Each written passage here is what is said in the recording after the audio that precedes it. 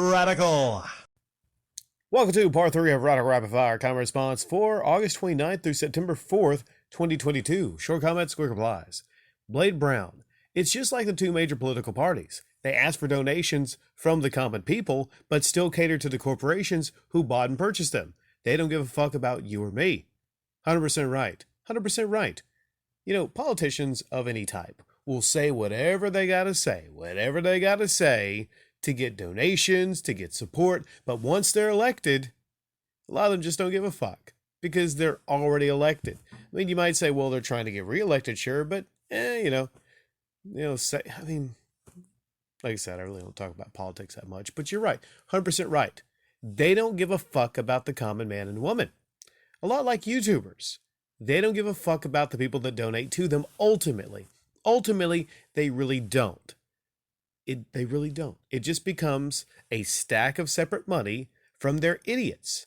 Ultimately, and you see it. You see it. They'll say they appreciate you. But no, after a while, you just become a number to them. If they cared about you, then they wouldn't fucking e-beg from you. Blade, am I right? I am right. Mr. Lone Wolf, I get trying to call out YouTube, but this feels like an MGR moment. How is a donation fixing the problem of YouTube's favoritism issues? Well, not exactly really a MGR moment. Those are quite rare. Now, the Lady Decade thing, that was a MGR possible moment, you know. Now, there's no way to fix problems on YouTube by donating to this one guy. I already forgot his name. You know that one guy I talked about a couple weeks ago. And people were saying like, man, we got to fix YouTube. Here's some money in your super thanks. That does not fix YouTube. And I was told, Cody, I think his name was. I was told Cody donates those donations to worthwhile charities. Okay. Until I see proof of that, I mean, why? To all these people coming by, hating on me for speaking the truth, saying, you know, this guy does good money with those donations to charities. Why does he not just leave a link to the charities and tell people to donate? Why has he got to go be the go-between? Does he think his audience is too stupid to make donations to St. Jude's or all these other great charities? Does he think you're too stupid? That's kind of an insult. With me, I've always left a link to a donation on Comment of the Week. Next up. Those two a little rough. I'm getting back into this, It's been a while, so I'll try to tighten everything up, make these quicker also, because Radical Rapid Fire. MBK Sound. That's why I have respect for My Life in Gaming. They have over 210,000 subs, and most of the time they respond to every comment I leave. That's pretty impressive, actually. I've not even responded to every comment from you, I don't think, in the past. That's pretty impressive. It says a lot. I mean, and it can, if they respond to a lot of comments, I'm sure they get a lot of comments if they're a big channel, then that shows that they, at least base level care about responding to people. Now, this Cody person, I didn't see him respond to one individual. I pointed that out and people were like, well, he's still a good person. I'm like, okay, what kind of good YouTuber doesn't respond to anybody that leaves comments in their comment section? Takes your money, yet doesn't respond to you. It's not a good YouTuber. Arioka. YouTube is the earthquake of revenue. Unpredictable and dangerous. Yeah, it definitely is. And I would not ever rely on YouTube for any long length of time. With a typical job, you show up, and if you don't mess up, you don't get fired, and you get a steady paycheck. There is nothing like having a steady paycheck. Sometimes people will leave that steady paycheck and they'll take a gamble and then they'll try to go back to that job, but maybe your position is going to be filled. So you always want to have the steady paycheck and then side hustles and money on the side. That's what I do. A lot of people just don't understand how precious and valuable it is and important it is to have a steady, predictable paycheck. Chicago Infinity. Dude, feel better soon. I don't know if you have COVID or not, but I had it in June and it took me 7 to 10 days. I think it's what it took me, 7 to 10 days to fully get over it. I had it rough. I had it back in October. Of course, I had the cough I had stuffy head, the headaches, backaches. The backaches were terrible. Um, just I could barely like walk, drive in the middle of it.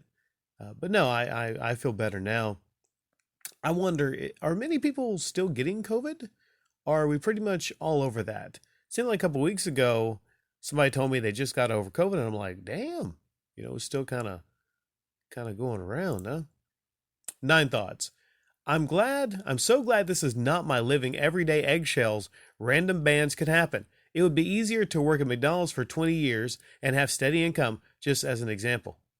Well, I think I covered this, how important steady income is. Yeah, walking on eggshells. It's a great point. If you're on YouTube, you're walking on eggshells. Not only are you having to face random titles or things you say in an upload being deemed unmonetizable, but you're also walking on eggshells not to make sure that you offend YouTube and their algorithm with things you say. So, yeah, and random things could happen. Lots of random things could happen. Uh, I don't say you should work at McDonald's. I don't even really like eat at McDonald's, but at least if you're working at McDonald's for 20 years, you know your income, right? So it's kind of funny all these YouTubers making fun of people that work at McDonald's or Wendy's or whatnot. Yet when something happens, they start crying to their audience, and then they need their audience donations just because they're having issues with YouTube. Restaurant 97. Do you know about the story of Steven and beat 'em ups? Steven goes out of his way to financially support the guy, showers Wood with donations on every live stream, and gives him tons of rare and expensive collectibles. It's obvious he has an unhealthy obsession with Wood, and Wood's taken full advantage. He even met the guy personally and at one point had him on video. Steven wisely was wearing a mask so he wouldn't be identified. I felt it was a major risk for Wood. Yeah, it's a major risk for Wood.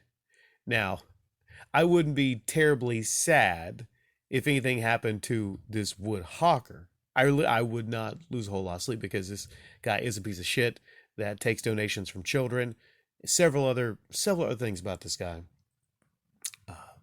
I'm not going to go into that, but you're taking a major risk if you're taking a lot of expensive gifts and donations from one individual. Because guess what, Red Stripes 97? I think they want more than your YouTube uploads. It's fairly obvious if this guy's showering his sugar daddy, if he's his sugar daddy showering Steven with a lot of gifts, then he wants more. The question is, at what point is this guy going to want to collect for all those donations? It is an obsession. It is an unhealthy obsession.